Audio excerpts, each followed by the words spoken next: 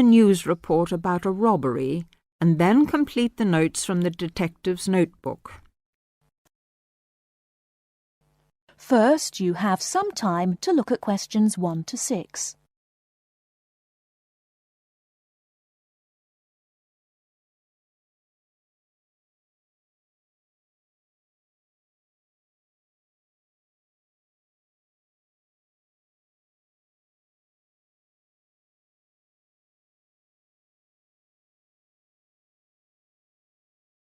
Now we shall begin.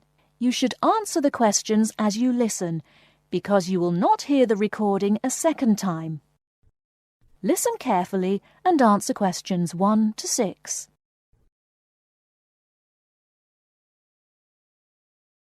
There has been an armed robbery this morning at the Halifax Building Society's branch on Edward Street.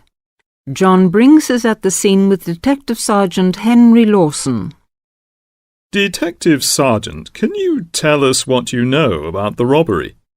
Yes, the raid took place this morning, shortly after 11:30, when a man accompanied by a woman went into the offices of the Building Society and asked to see the manager. There were no other customers in the building at the time. They were let into the manager's office, and the woman produced a gun from her handbag. Then they took the manager back out of his office and made him tell the cashiers to hand over all the money they had in the tills and in the safe. It came to about $25,000. Presumably, you have a number of witnesses. Yes, we have a good description of both of them. The man was about 1 meter 80 centimeters, around 35 years of age, with blue eyes and short, curly red or ginger hair. He was wearing jeans, a green sweater, and a 3/4 length blue coat.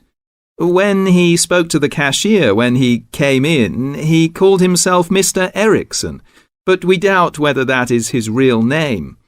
But we do know that may be his real name. He also spoke with a strong Scottish accent, which may help us to trace him.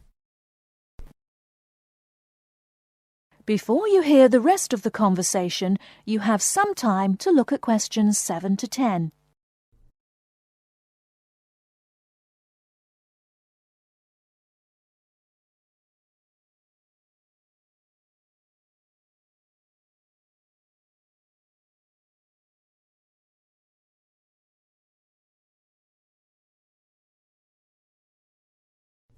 Now listen and answer questions 7 to 10.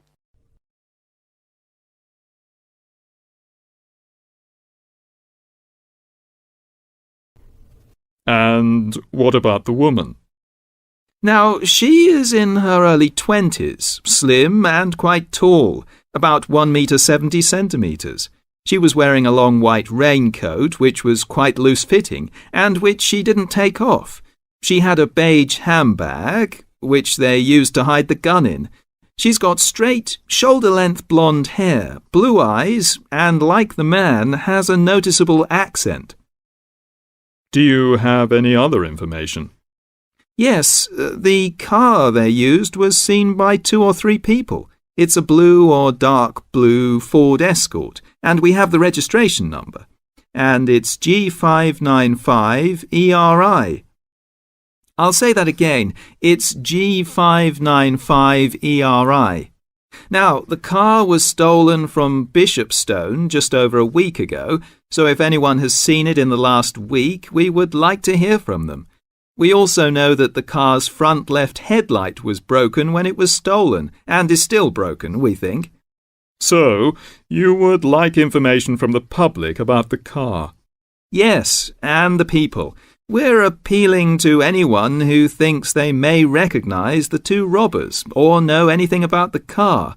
We've set up an incident room in Swindon, and the telephone number is 774529. So we would like people to ring us if they have any information. And of course, all calls will be dealt with in the strictest confidence. Thank you very much. Thank you. And the number again, if you have any information, is 774529. And now back to the studio.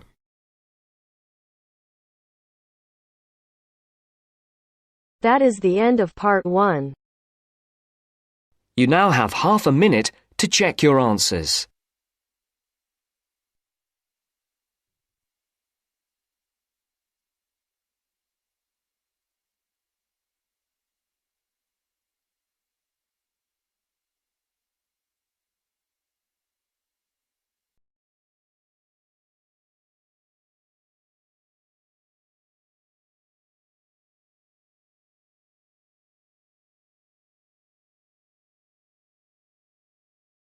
Now turn to Section 2. Test 1, Section 2. You will hear a trainer giving a talk to people who want to learn outdoor survival skills. First, you have some time to look at questions 11 to 16.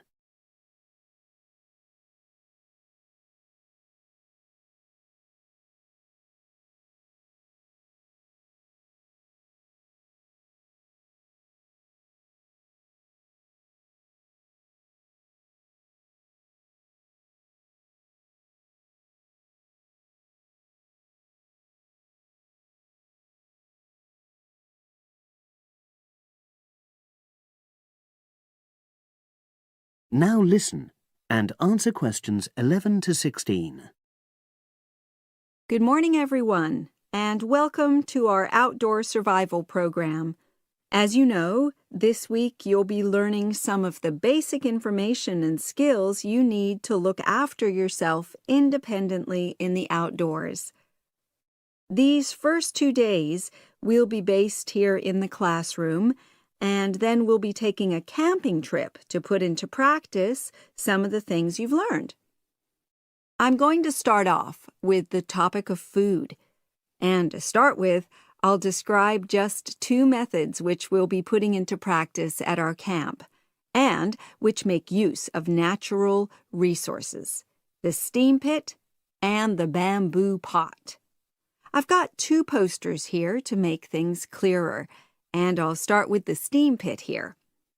To make this, you'll need some dry sticks, some grass, some loose earth, and some stones. And for this week only, some matches. The first thing you do is to dig a shallow pit in the place you've chosen to do your cooking. Let's say about 25 centimeters deep and 30 centimeters wide.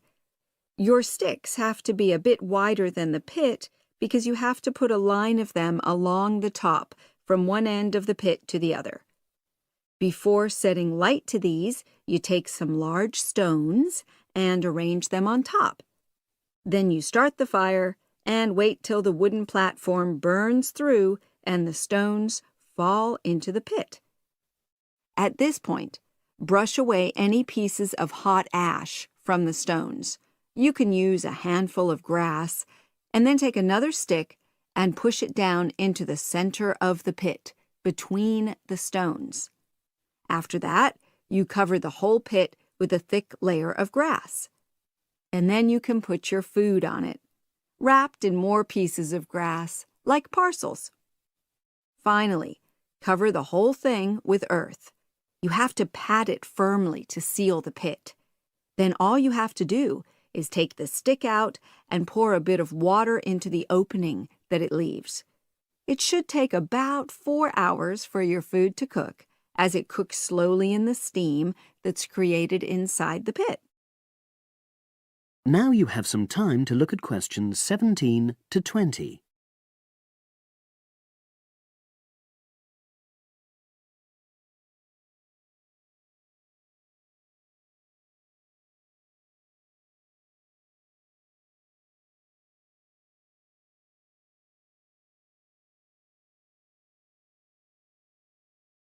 Now listen and answer questions 17 to 20. So, simple but effective. The other method you're going to practice this week is the bamboo oven. Now, the steam pit is ideal in certain conditions because the heat is below ground level. For example, if there's a strong wind and you're afraid a fire might spread. But when it's safe to have an open fire, you can use the bamboo oven method. You get a length of bamboo, which, as you probably know, is hollow and consists of a number of individual sections with a wall in between. You use a sharp stick to make a hole in each of the dividing walls apart from the end one. Then you lean the bamboo over a fire, with the top propped up by a forked stick and the bottom sitting on the ground. You pour enough water in the top to fill the bottom section, and then light a fire underneath that section to heat the water. Then you put your food inside the top section, and the steam coming up the bamboo through the holes you made cooks it. I'm going to move on now to food itself and talk about some of the wild plants you might cook. I'm going to begin with fungi. That's mushrooms and toadstools. I'm sure you'll be aware that some of these are edible and they're delicious, but some of them are highly poisonous. Now, whether they're poisonous or not, all fungi that you find in the wild should be cooked before eating, because that helps to destroy any compounds in them that might be mildly toxic. But be aware that any amount of cooking won't make poisonous varieties any safer to eat. Unless you can definitely identify a fungus, you should never eat it. It's not worth the risk. And you need to be really sure, because some fungi that are poisonous are very similar in appearance to certain edible varieties. They can easily be mistaken for each other. So, having said all that, fungi are delicious when they're freshly picked, and although they are only moderately nutritious, they do contain minerals which the body needs. I'll move on now to leafy plants, which are generally... That is the end of section 2. You now have half a minute to check your answers.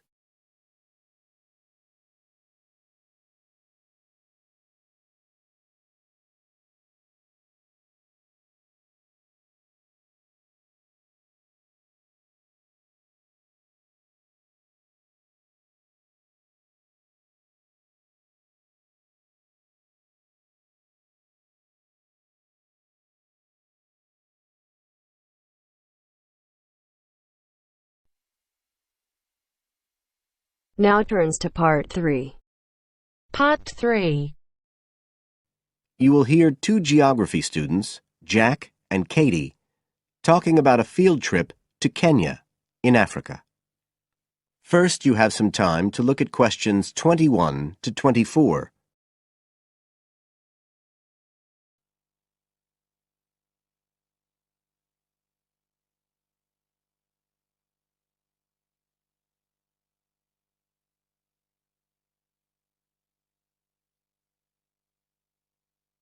Now listen carefully and answer questions 21 to 24.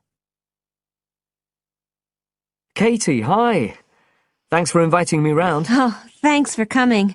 I know you're up to your neck in finals revision, but I've got to make up my mind about next year's geography field trip, and I'd really like your advice.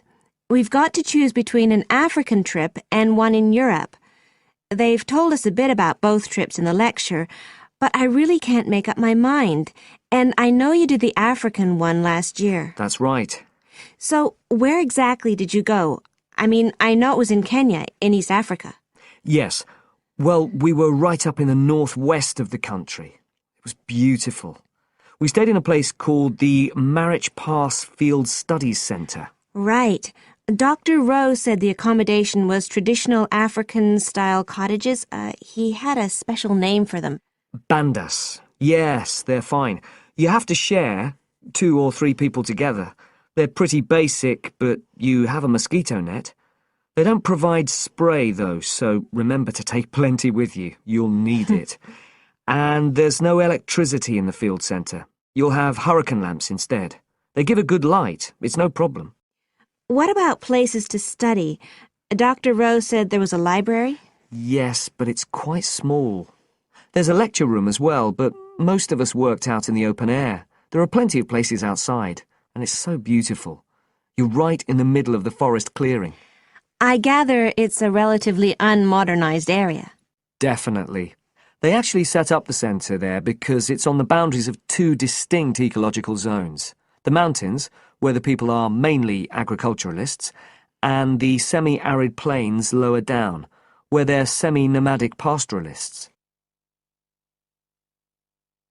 Before you hear the rest of the conversation, you have some time to look at questions 25 to 30.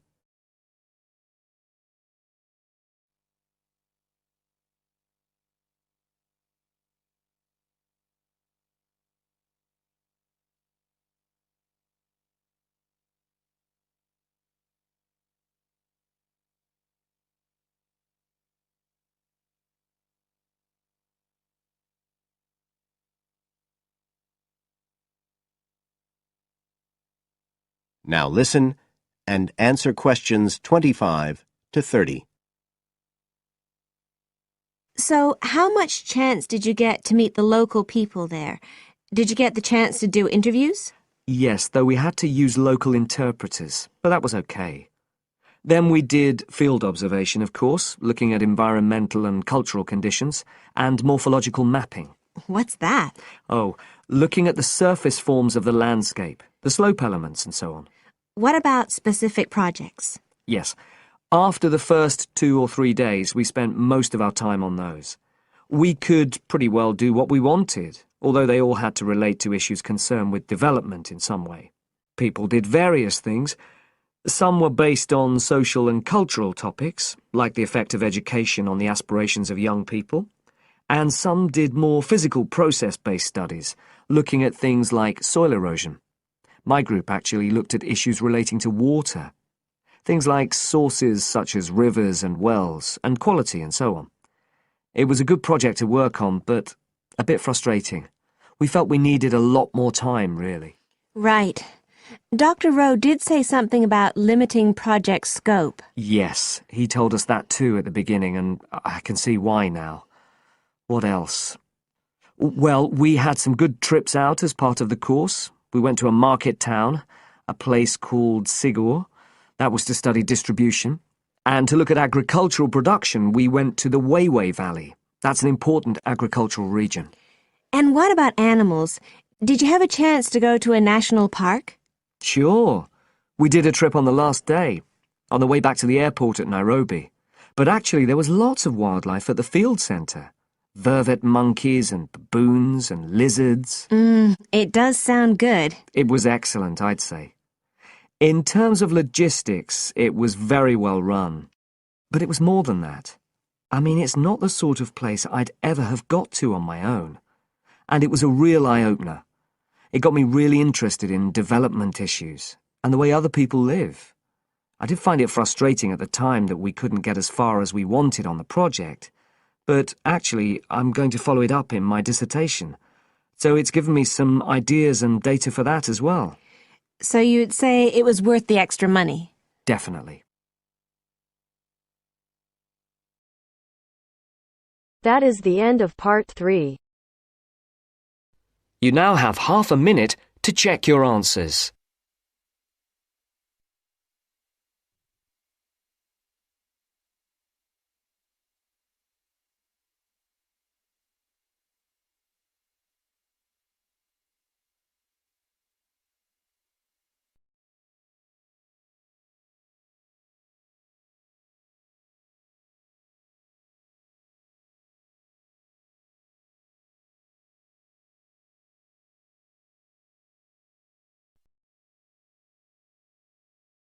Now turns to part 4. Part 4. You'll hear a teacher talking about several British art galleries. First, you have some time to look at questions 31 to 33.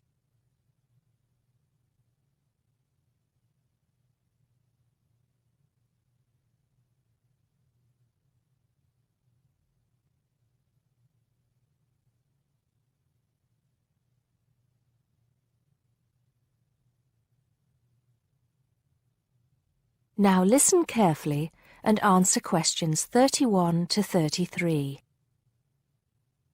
Good afternoon. Welcome to the first class of V100 Art and History.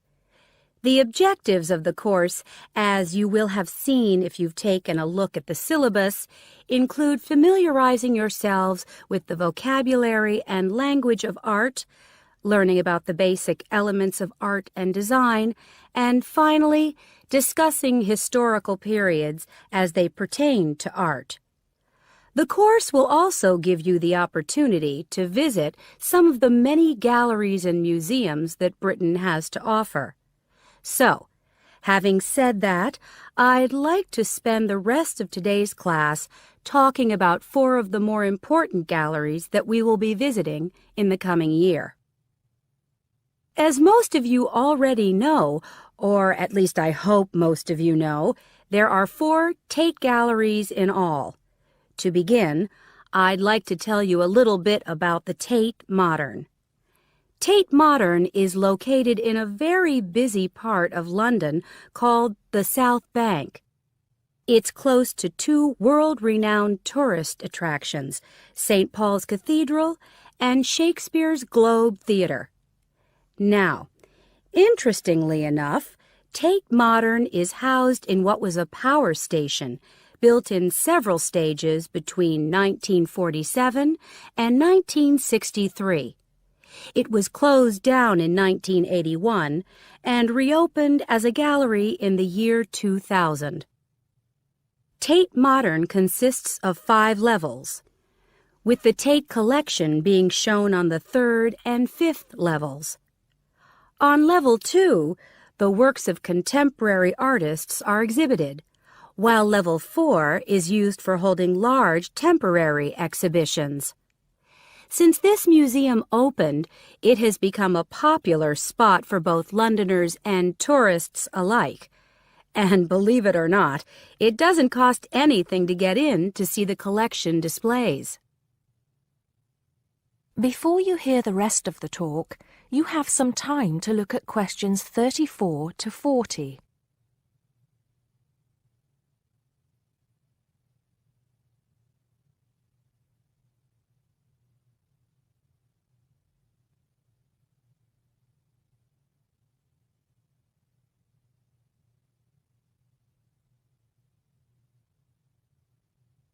Now listen and answer questions 34 to 40. Now, the second gallery I'd like to talk about is Tate St. Ives, which is in Cornwall. It was built on the site of a gasworks, and it overlooks Porthmeor Beach. Tate St. Ives is housed in a 3-story building that was designed by the architects Evans and Shalliff. It was established in 1993, 7 years before Tate Modern was opened, and the gallery exhibits the works of modern British artists, including members of the St. Ives School, a group of artists living and working in the area from the 30s onwards. In later lectures, we'll be looking at the work of some of the artists who belong to that group and the ways in which they influenced each other. Okay, am I going too fast for any of you? No? Good. Next, I want to talk about Tate Britain, which is a gorgeous gallery situated right in the heart of Westminster. Tate Britain was the first of the 4 Tate galleries to open, and it was established in 1897. It was built on the site of an old prison, and when it first opened its doors, it was called the National Gallery of British Art. Later, it became known as the Tate Gallery, after the man who founded it, Sir Henry Tate. During its lifetime, Tate Britain has been damaged twice, once by floodwaters from the River Thames, and once by bombings during World War II. This gallery has an interesting range of exhibitions of historic and modern art from 1500 up to the present day. Now, the last gallery I'd like to tell you about is called Tate Liverpool. It's not hard to figure out where this gallery is located, is it? It was opened in 1988 to exhibit displays from the Tate collection, and it also has a program of temporary exhibitions. Tate Liverpool is housed in what was once a warehouse, and for some years it was one of the biggest galleries of modern and contemporary art in the UK. Well, that's a brief overview of just a few of the galleries we'll be visiting. I'd like now to look in a little more detail at what you can expect to see in each of these galleries, starting with Tate Britain. That is the end of part 4. You now have half a minute to check your answers.